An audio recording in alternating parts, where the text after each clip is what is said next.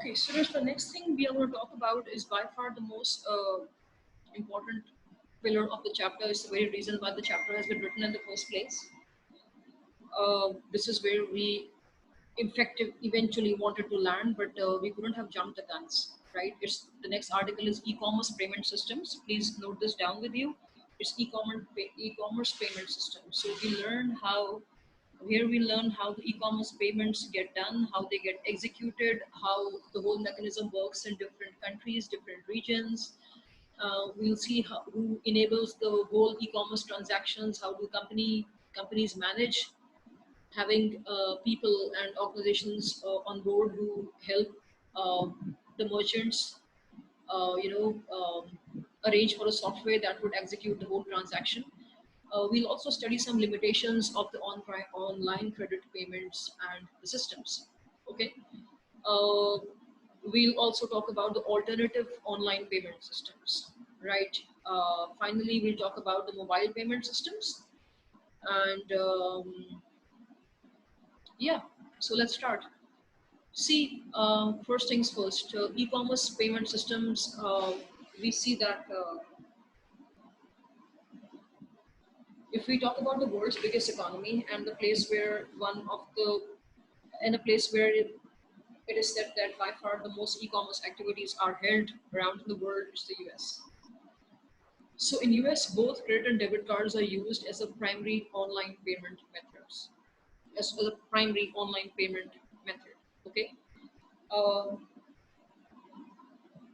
So the world's biggest economy, US, right here, both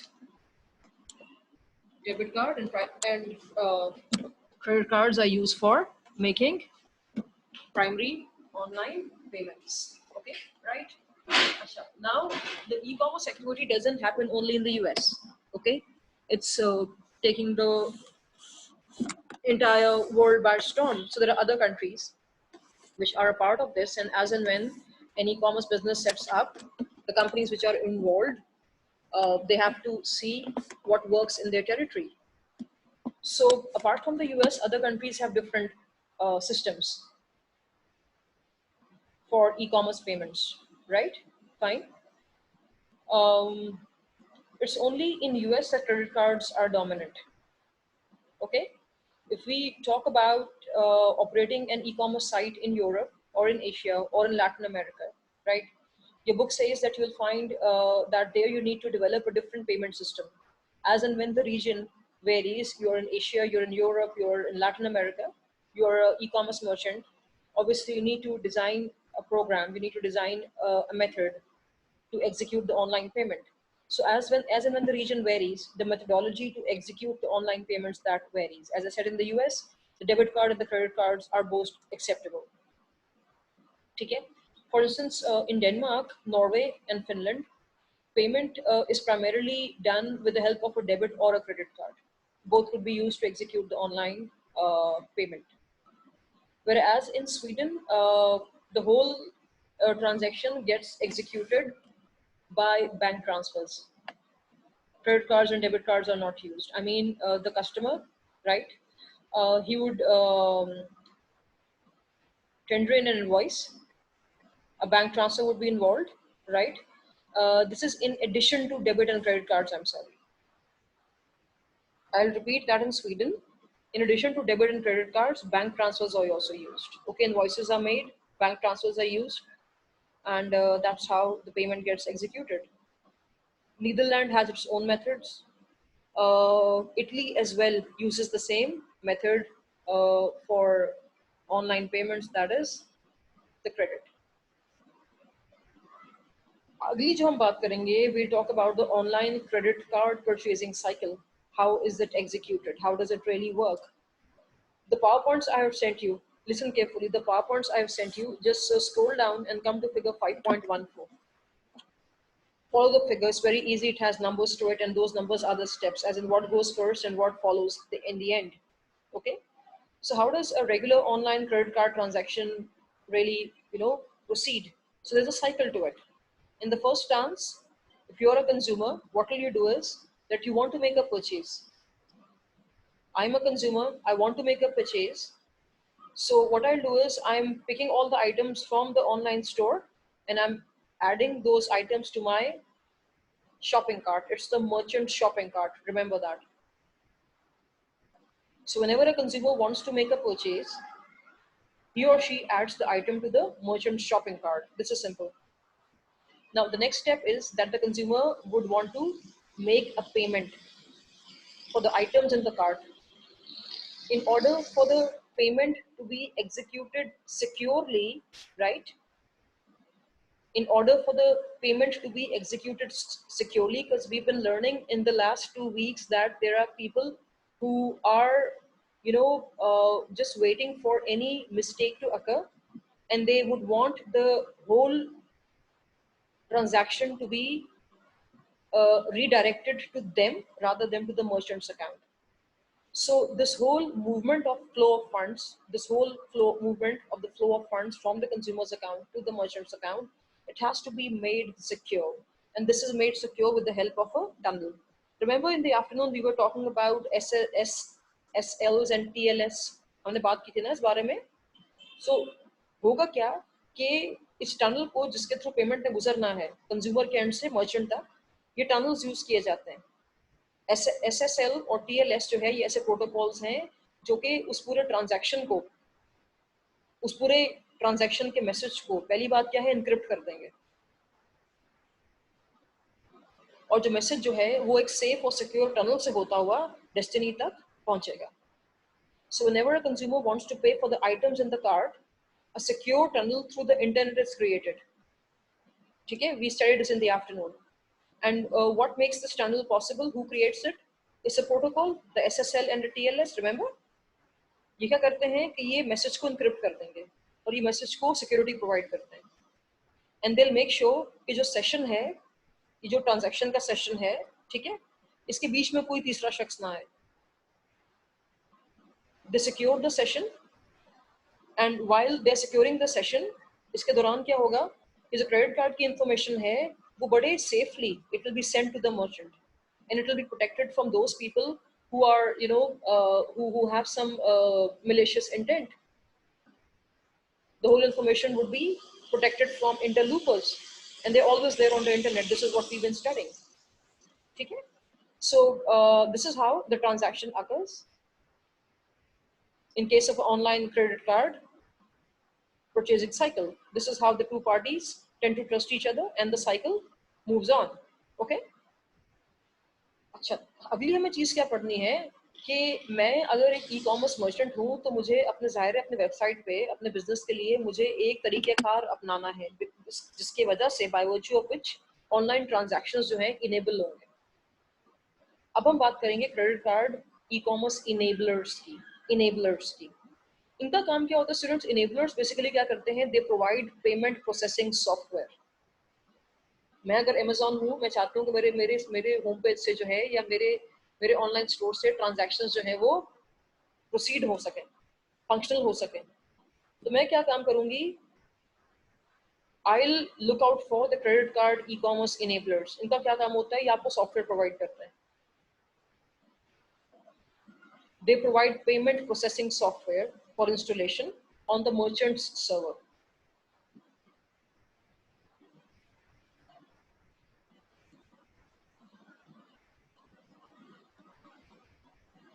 तो ये एक सॉफ्टवेयर के थ्रू हो जाता है. ठीक है, सही है.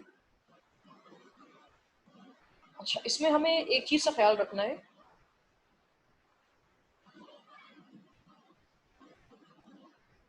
कि यही जो ई कॉमर्स इनेबलर्स हैं, ठीक है, ये क्या करते हैं कि ये ऑनलाइन ट्रांजैक्शंस को हैंडल भी करते हैं.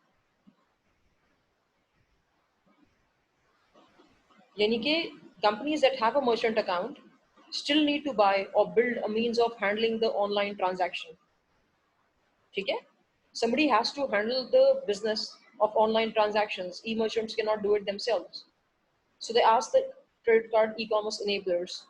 They are going to provide a software by virtue of which the whole installation could be made functional, and we as consumers we tend to execute transactions.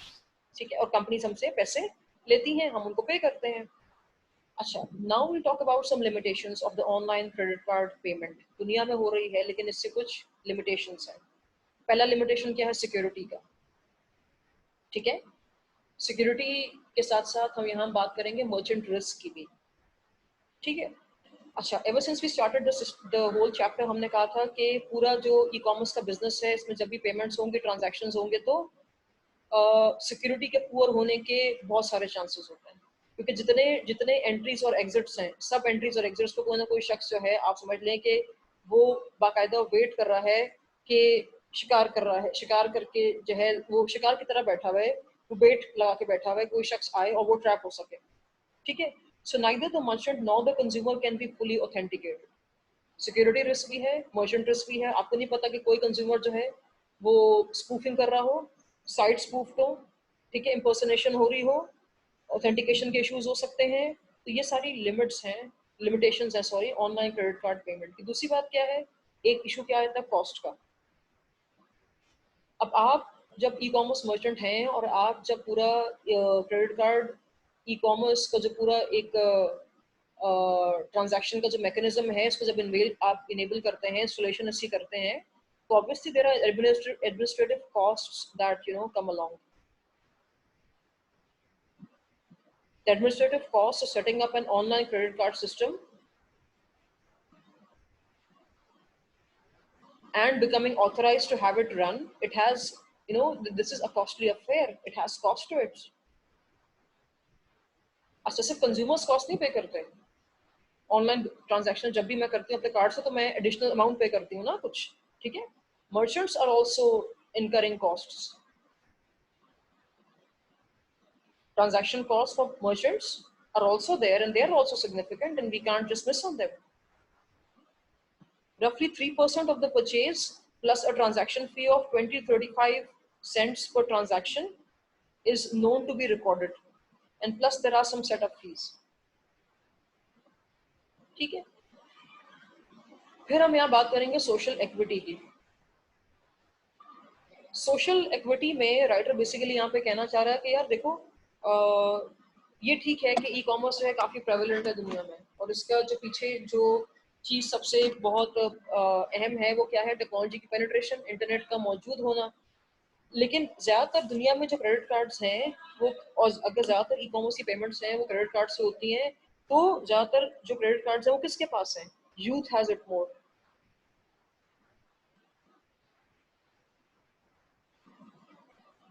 उनके अलावा जो है यूएस में there are some adult Americans who all of them do not have access to credit cards because they have poor incomes, low incomes.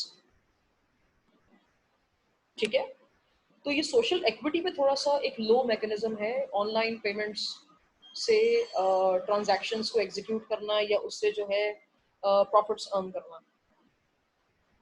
ठीक है, we see them everywhere. Credit card जो हैं कहाँ नजर नहीं आते हमें? So they seem quite ubiquitous. Millions of young adults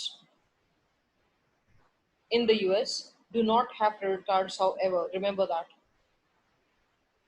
ठीक है, सही है। लो इनकम की वजह से क्रेडिट कार्ड नहीं बन पाता, तो कहीं ना कहीं हिंड्रेंसेस भी हैं इसके। अब हम बात करेंगे कि कोई ऑल्टरनेटिव मेथड है ऑनलाइन पेमेंट सिस्टम का। So yes, your book talks about a few, and I'm going to restrict till there. Your book talks about PayPal. It talks about PayPal with Amazon, and it talks about Visa checkout and Mastercard, Mastercard's Masterpass. ठीक है, ये तीन देख लेते हैं। अच्छा, PayPal जो है स्टूडेंट्स, ये जो है it's an example of an online stored value payment system. PayPal जो है ये क्या है? ये एक तरह का online stored value payment system है। ठीक है, जिसमें के कंज्यूमर जब जब बाइंग करेगा तो वो अपने ही डेबिट और क्रेडिट कार्ड से पेमेंट करता है। Online stored value payment system कैसा मैकेनिज्म है? ये क्या करता है? It permits consumers to make online payments to merchants और other individuals with their own bank account, their own credit और डेबिट कार्ड। ठीक है, पेपैल की अगर हम बात करें तो it is not available world wide, हमारे यहाँ नहीं है। ठीक है, it's available in 202 countries. and it functions around in 25 countries around the world. ठीक है, हमारे यहाँ नहीं है. Then we have Pay with Amazon. अच्छा, Pay with Amazon जो है उन consumers के लिए है who have issues, they have concerns about entrusting their credit card information with unfamiliar online retailers. ठीक है, जैसे मैं हूँ, मुझे क्या डर होता है कि मैं हर बार जब ई बाइंग करती हूँ तो मेरे सामने जब जब एक नया रिटेलर आता है तो वो रिटेलर मुझसे ठीक ठाक सारी इन्फॉर्मेशन मांगता है मेरे अकाउंट के बारे में. ठीक है, तो बाज़ रिटेलर्स जो है उनसे जो है मैं फ्रीक्वेंटली बाइंग करती हूँ, तो उनसे अब इतनी इतनी फेमिलियरिटी है, इतना भरोसा है, अरसे से जो है वो मतलब डिलीवरीज कर रहे हैं, मेरे मुझे इश्यूज नहीं होते, तो एक ट्रस्ट बिल्ड हो जाता है. लेकिन यार किसी नए रिटेलर से जाके जुड़ना जो कि अनफेमिलियर हो, थोड़ा चैलेंजिंग होता है. तो अमेजोन ने क्या किया, उसने निकाला पे विद अमेजोन. ये खास तौर पे उन कंज्यूमर्स के लिए है जो कंसर्न्ड होते हैं. They concerned about interesting their credit card information to unfamiliar online retailers. Amazon क्या कर रहा है, कंज्यूमर्स क्या करते हैं, consumers can purchase goods and services at non Amazon websites. मैं यूज टू हूँ अमेजोन से खरीदने में, लेकिन बाज़ दफ़ा मुझे अनफेमिलियर रिटेलर से भी खरीदारी करनी पड़ती है. At times it happens that I need to buy stuff from unfamiliar online retailers and I'm very afraid to do so. There are trust issues. ठीक है, तो I as a consumer, whenever I am purchasing goods and services at non-Amazon websites, तो होता actually क्या है, मैं वही सारी इंफॉर्मेशन यूज करती हूँ जो कि मैंने अमेजोन के अकाउंट पे बिल्ड करने के लिए जो मैंने यूज की थी. I don't need to re-enter the payment information at the new merchant site. वो जो न्यू मर्चेंट है उसको अमेजोन प्रोवाइड करेगा सारी पेमेंट प्रोसेसिंग. दोबारा सुनिएगा. What I'm doing as a consumer is that I am purchasing goods and services at non-Amazon websites. ऐसा हो सकता है ना कि बाज़ दफ़ा हम unfamiliar online retailer से भी खरीदारी करते हैं. The payment method, however, I'm using that is same, which is stored in Amazon accounts.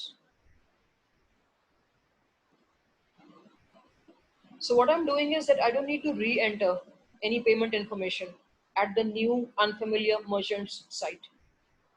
Amazon does the whole payment processing on my behalf. ठीक है. Then we have Visa checkout and Mastercard's MasterPress.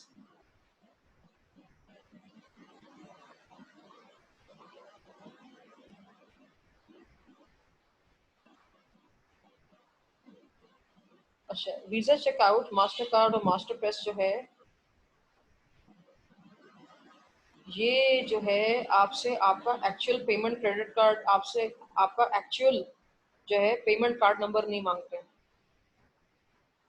ये आपसे आपका user name मांगेंगे, आपका password मांगेंगे while you are checking out online. आमतौर पे हमसे क्या मांगा जाता है, पेमेंट कार्ड का नंबर मांगा जाता है ना. ये क्या करते हैं आपसे, ये जो है ये आपसे सिर्फ यूजर नेम मांगेंगे, पासवर्ड मांगेंगे.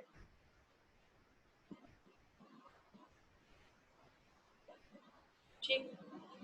अच्छा, अगला आर्टिकल जो हमारे पास है वो है मोबाइल पेमेंट सिस्टम्स. अच्छा, आपने अगर स्टूडेंट्स करना है कि मोबाइल पेमेंट सिस्टम्स को आपने स्टडी करना है, ये आपके बुक में है केस स्टडी 5.7, जो पीडीएफ बुक आपको मैंने सेंड की है, वहाँ से आपको केस स्टडी 5.7 को स्टडी करना है. वहाँ से आपको मोबाइल पेमेंट सिस्टम ज़रा समझ में अच्छी तरह से आएंगी, और उसके बाद कोई प्रॉब्लम हो तो मुझसे बात करिएगा, but have some reading done at least thrice of the passage. Mobile payment systems क्या है कि इसमें हम क्या करते हैं, we use mobile phones as payment devices. ठीक है, so we see them established in Europe and Asia and they are also expanding in the United States. ठीक है, मोबाइल पेमेंट सिस्टम आपका जो अगला आर्टिकल है वो लिखे अपने पास, और इसको लेके आपने केस स्टडी करनी है जो कि केस स्टडी 5.7 है. ठीक है. अच्छा, मैं सिर्फ जो भी बात कर रही हूँ, please cast no doubts on anything that I am saying. ठीक है, आप हर चीज़ का ग्लिम्स अपने इम्तहान में किसी ना किसी लेवल पर देखिएगा.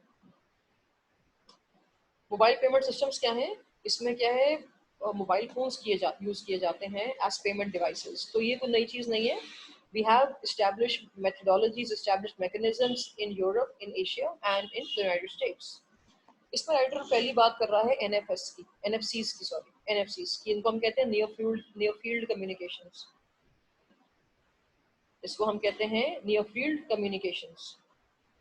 ठीक है, नियर फील्ड कम्युनिकेशन स्टूडेंट्स क्या है? एक ऐसी शॉर्ट रेंज वायरलेस टेक्नोलॉजी है जो कि इंफॉर्मेशन की शेयरिंग के लिए यूज की जाती है among devices. Near field communication NFC is a set of short range wireless technologies used to share information among devices। और जो इंफॉर्मेशन शेयरिंग की जो रेंज है वो 2 इंचेस होनी चाहिए, दो डिवाइसेस के बीच में। उससे ज़्यादा होगी तो मोबाइल पेमेंट एग्जीक्यूट नहीं हो सकेगी। उसके साथ साथ डिवाइसेस का जो है पावर्ड होना बहुत ज़रूरी है। The devices should be powered, ठीक है, राइट, ऑफ नहीं होने चाहिए। और जो कनेक्शन है, a connection requires one power device जो कि इनिशिएटर होगा such as the smartphone, and one target device such as the merchant, the NFC reader that can respond to the request from the initiator. अब एक device मेरा है, एक device जो है मर्चेंट का है। मैंने रिक्वेस्ट को जो था वो इनिशिएट किया अपने स्मार्टफोन से, ठीक है। जो टारगेट डिवाइस है वो किसका है? वो मर्चेंट का है। मर्चेंट मेरी रिक्वेस्ट को रिस्पॉन्ड करता है, ठीक है, सही है। अच्छा, ये जो NFC है ये पीयर टू पीयर कम्युनिकेशन होती है। It is possible way both devices are powered. मैंने आपसे कहा कि स्विच ऑफ होंगे तो जाहिर है ट्रांजैक्शन कैसे होगा। So what consumers do is they can swipe their NFC equipped phone near a merchant's reader to pay for the purchases। Shop पे खड़े होके हम जो फोन से अपनी पेमेंट करते हैं वो इसमें आ जाती है, ठीक है, सही है, राइट। जो different types of mobile wallets आजकल हैं, ठीक है, वो सब इसमें आ जाते हैं, राइट। फॉर इंस्टेंस ये जो टेलीविजन पे आजकल जो है ऐड आ रहा है ये जैज कैश का, ये भी इसमें आ जाता है, ठीक है, सही है। एप्पल का अपना है एप्पल पे, गूगल का गूगल पे है, सैमसंग पे है, पेपैल मोबाइल है, तो ये सारे क्या है? Different types of mobile wallets, ठीक है। अच्छा स्टूडेंट्स, अगला काम जो आपने करना है वो क्या है कि आगे आपके पास मैंने आपको जो लिंक सेंड किए हैं जो कि आपने वीडियोस देखनी है, ठीक है, ट्यूटोरियल्स आपने देखने हैं। मैंने आपसे कहा आपको फायरवॉल को स्टडी करना है, फायरवॉल के टाइप्स को स्टडी करना है, प्रॉक्सी सर्वर से स्टडी करना है। वहाँ पे मैंने एक बहुत छोटी और बहुत ही इंटरेस्टिंग सी एक ट्यूटोरियल भेजा है आपको, इट्स ऑन ब्लॉकचेन्स, ठीक है। वो आपने पढ़ के एग्जाम में आना, याद रखिएगा। I don't know why but I feel like knowing कि आपसे पूछूं मैं कि आपको ब्लॉकचेन के बारे में क्या पता है, तो एग्जाम में मैं सवाल जरूर दूंगी आपको यहाँ से, ठीक है। तो जो पेज मैं आपको कह रही हूँ कि ब्लॉकचेन को लेके आपकी किताब में है वो सॉरी जो मैंने आपको वीडियो भेजी है वो ब्लॉकचेन को लेके वो जरूर पढ़िएगा, वो जरूर देखिएगा, ठीक है, सही है। अच्छा, इसके अलावा आपकी बुक में पेज 316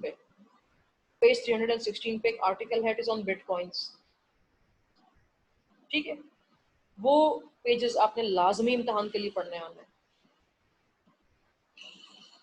पेज 316 प्लीज इसको मार्क करिएगा, वेरी इंपॉर्टेंट था, ठीक है।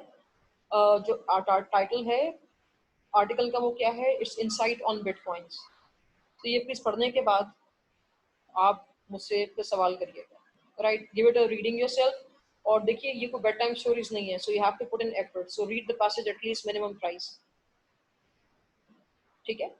बिटकॉइन क्या है? डिजिटल कैश होता है और इसको भी यूज करके आज ट्रांजैक्शंस किए जाते हैं, ठीक है, सही है। बिटकॉइंस बेसिकली क्या है? एनक्रिप्टेड नंबर्स होते हैं, क्रिप्टो करेंसी कहलाई जाती है। एक बहुत ही कॉम्प्लेक्स मैथमेटिकल प्रोसीजर के थ्रू कॉम्प्लेक्स एल्गोरिथम्स क्रिएट करके जो है इसको क्रिएट किया जाता है and it requires extensive computing power, ठीक है। Bitcoins work like real currency और इसको आप देखिएगा, जो मैंने कंटेंट आपको दिया उसको पढ़िएगा, ठीक है। अच्छा, आपने मुझे कंटेंट पढ़ने के बाद ये बताना है कि ज़्यादातर लोग उसको कौन यूज़ कर रहे हैं, क्योंकि मेरे लिहाज से, मेरे हिसाब से उसको ज़्यादातर इस्तेमाल किया जाता है मनी लॉन्ड्रिंग के लिए। आप जब ये नहीं बताना चाहते कि इतनी बड़ी रकम जो है आपके पास कहाँ से आई और पैसा आपको जो पॉइंट ए से पॉइंट बी पे जब जा रहा होता है, तो एक तो होता है यूजुअल फ्लो ऑफ फंड्स, ठीक है। अब अगर एक अनयूजुअल अमाउंट ऑफ मनी किसी टनल से गुजर रही है जो कि एक बहुत अनयूजुअल सम है, तो ऑब्वियस सी बात है जितनी भी इदारे हैं वो पूछगछ करते हैं कि पैसा कहाँ से आ रहा है, पैसा हासिल कहाँ से किया गया, किसके पास जा रहा है। तो जो क्रिमिनल्स होते हैं, ड्रग डीलर्स होते हैं, मनी लॉन्ड्रिंग जो लोग करते हैं, उनके पास ज़ाहिर है इस बात का जवाब नहीं होता ना, क्योंकि वो ज़ाहिर है इलीगल पैसा इकट्ठा कर रहे हैं। तो वो क्या करते हैं, वो फिर डिजिटल कैश यूज़ करते हैं, वो बिटकॉइंस यूज़ करते हैं। तो हम देखते हैं कि it's used a lot by cyber criminals and the drug market uses it a lot। ठीक है, सही है। और ये पैसे को इलिसिट तरीके से